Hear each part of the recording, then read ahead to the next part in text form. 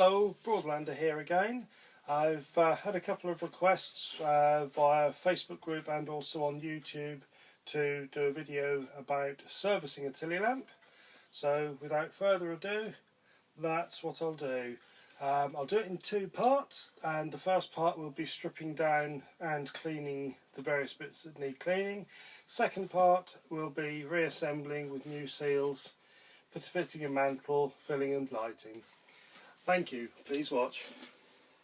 Okay, so the first thing I'm doing on my Tilley X246 is raising the hood, which I do by stretching the two handle or bail bits to allow the hood to come out.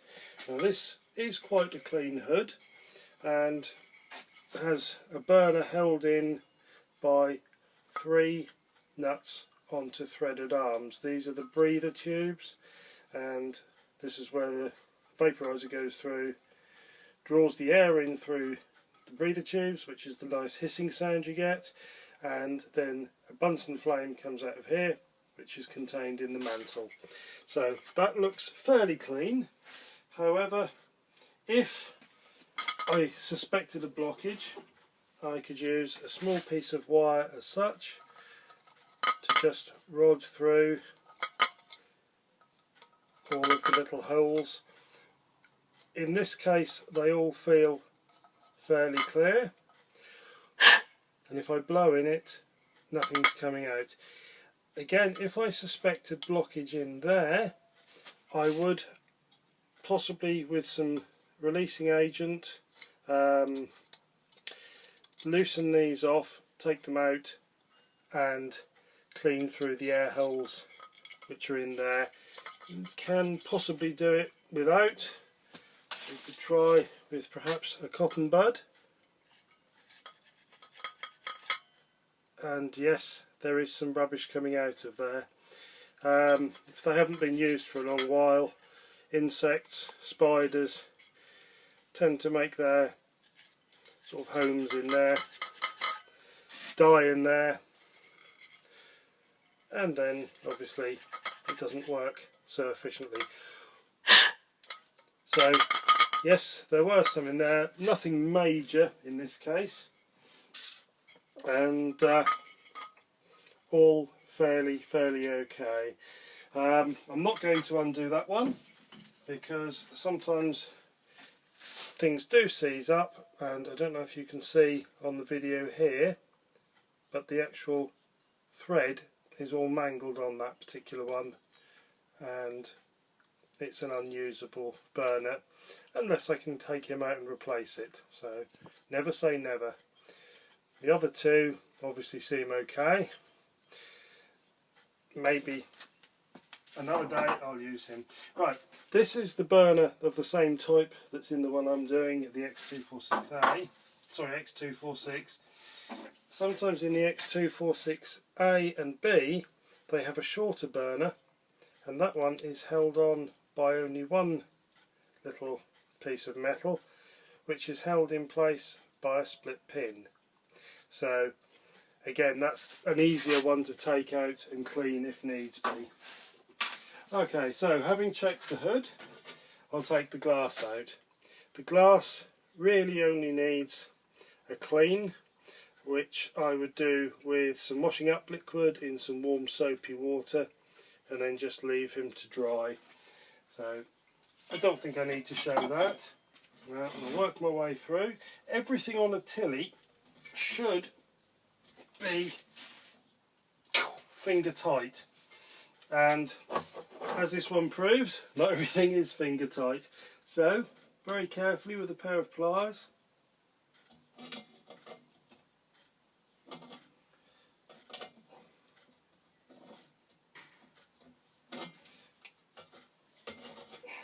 I will release these off to take the cage off.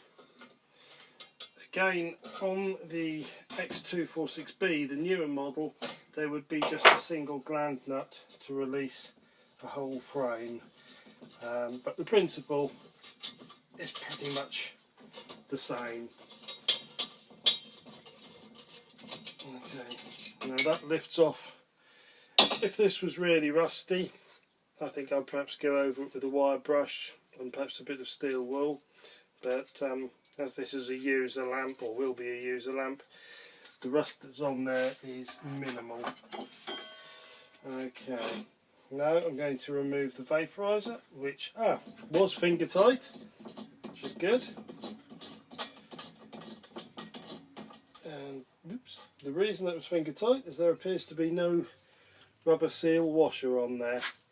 So when we take this out, we'll find a pricker rod which has a brass end, a small spring, and I don't know if you can see there, but there is a small bit to stop the spring from coming off, and also a build-up of carbon which we'll clean off.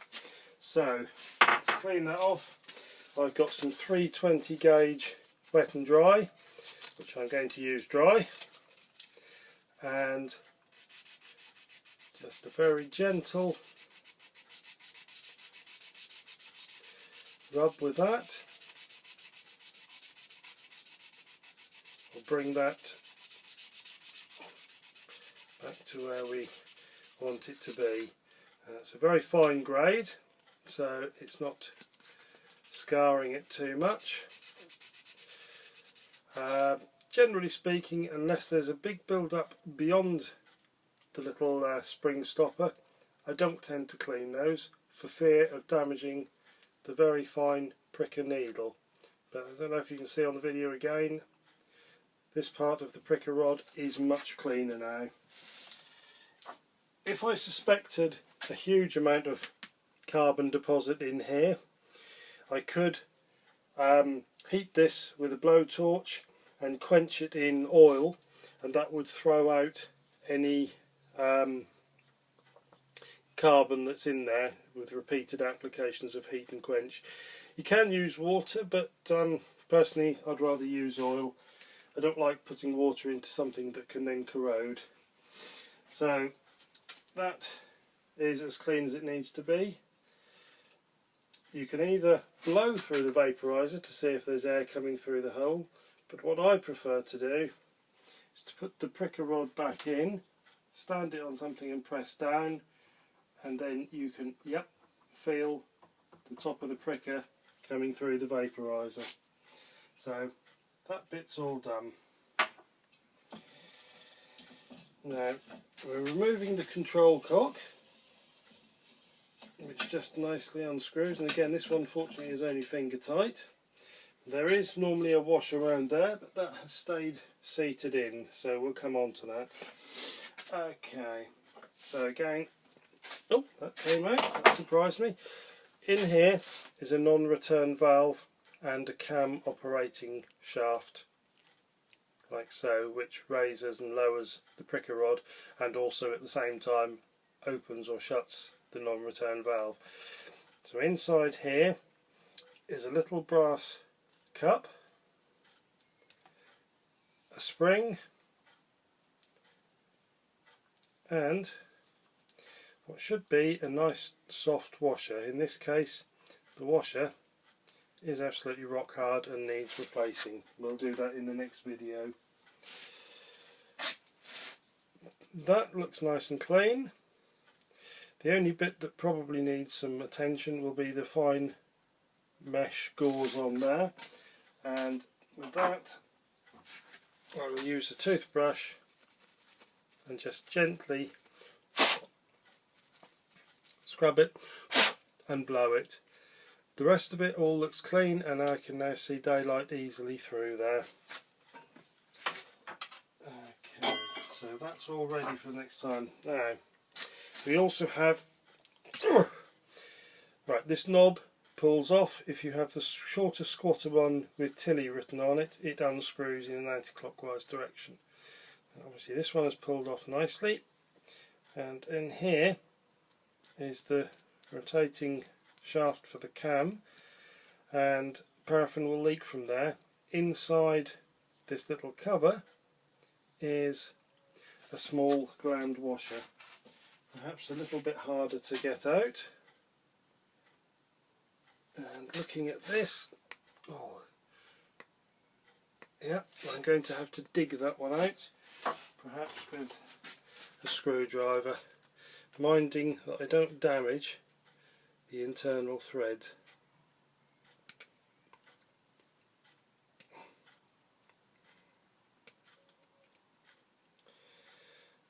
Cool. And this one is proving a little bit of an interesting one to get out, but there we go, he is out. So they will that will be replaced on the next video. This moves cleanly and easily. There's no grime in there, and there's no real grime inside there. Again, if there was, I would use perhaps the cotton bud to clean it out. So I'll just put him back there with the other bits, so he's ready for the next video. Okay, now, ooh, that's really going easy today. Now in here we have another nut, gland, whatever you like to call it, and underneath that there's fortunately no paraffin in this one, or if there is, very very little. Again is another washer which stops any paraffin under pressure leaking through the control cock.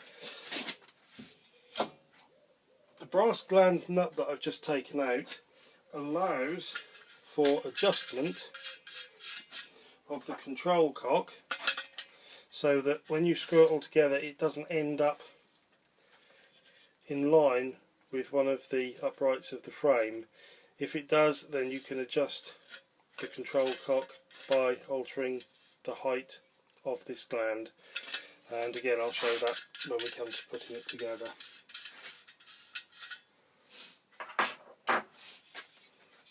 Right, so taking that apart, yep, that sounds pretty dry to me. I'll just take the pump out.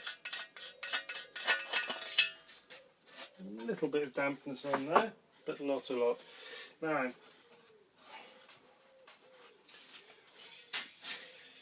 from this point here is a little tube that goes down at an angle just shy of the base of the tank. That's the fuel pickup feed, and again that can be blocked. In this case, having used a piece of copper wire, I'm hitting the base of the tank. It's coming out clean. As you can see, the copper wire has come out curved, so it's following the line of the tube. All there is looking clean and good. I will just use the cotton bud to wipe in that hole, but that's all looking good and clean. Now, the one thing I don't know is if there is any dust or particles in the font. So what I will do is grab myself a funnel and some clean paraffin,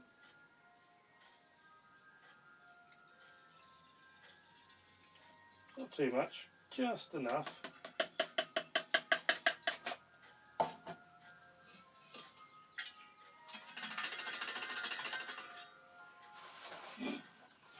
Now I'll put the pump back in for this as a stopper. Okay, now I have some nitrile gloves here. For most of the work I don't particularly like using them. I find them a bit fiddly. But if there's a chance I'm going to spill paraffin on my hands, that I'm not so keen on. So on they go, just for this bit. I know some of you might say I should have them on for all of it, and yeah, you're probably right, I should. But hey ho, I'm not so keen on them. Right. Okay, I'm blocking the fuel pickup feed hole with my gloved thumb, and the other entry, which is the filler stroke pump area, is sealing off the other bit. Now, having given that a good old shake round, we'll remove the pump.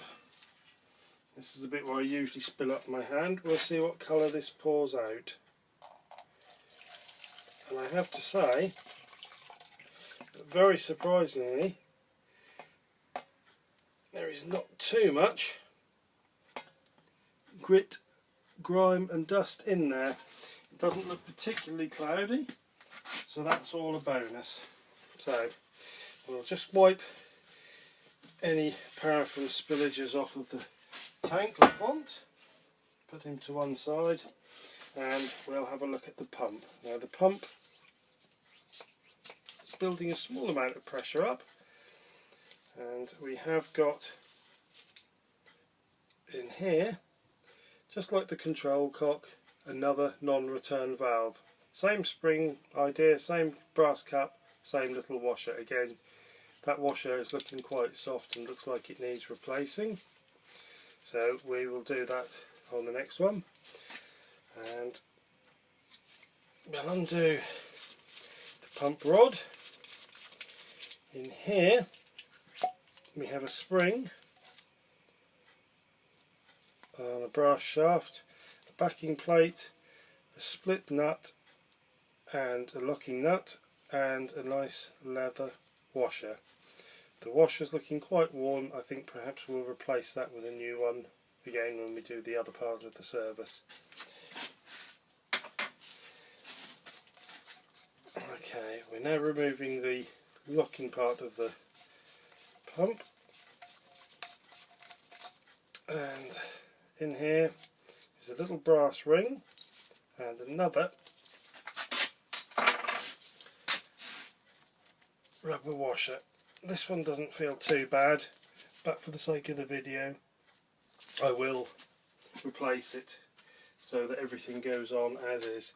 So we know that both parts work of the pump. We know the non-return valve is fine. It looks nice and clean inside the bore there, not that you'll be able to see it with my wonderful iPhone. Again, if that needed cleaning, we can use a good old used toothbrush. Nothing come out of there really. So everything's good, everything's stripped down, which now means that everything is now ready for reassembly with a new set of washers and filling with some clean paraffin and a test light before I actually put a mantle on. So, hope you found that interesting. If you've got any comments, queries, please let me know. I will try and answer them. Likewise, it would be very nice if you could like and subscribe, and I look forward to seeing you in my next video. Thank you very much. Bye now.